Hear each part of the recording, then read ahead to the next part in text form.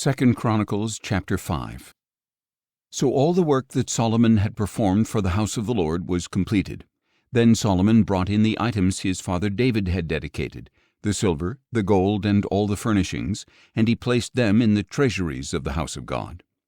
At that time Solomon assembled in Jerusalem the elders of Israel, all the tribal heads and family leaders of the Israelites, to bring up the ark of the covenant of the Lord from Zion, the city of David. So all the men of Israel came together to the king at the feast in the 7th month. When all the elders of Israel had arrived, the Levites took up the ark, and they brought up the ark and the tent of meeting with all its sacred furnishings. The Levitical priests carried them up.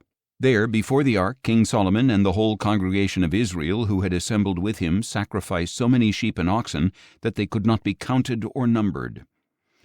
Then the priests brought the ark of the covenant of the Lord to its place in the inner sanctuary of the temple, the most holy place, beneath the wings of the cherubim. For the cherubim spread their wings over the place of the ark and overshadowed the ark and its poles. The poles of the ark extended far enough that their ends were visible from in front of the inner sanctuary, but not from outside the holy place, and they are there to this day.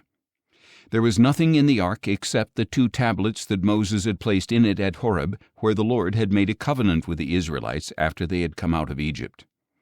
Now all the priests who were present had consecrated themselves regardless of their divisions.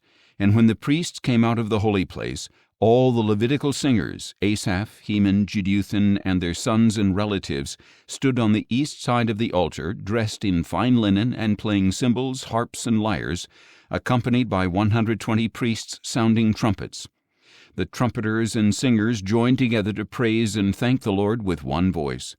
They lifted up their voices, accompanied by trumpets, cymbals, and musical instruments, in praise to the Lord. For he is good, his loving devotion endures forever.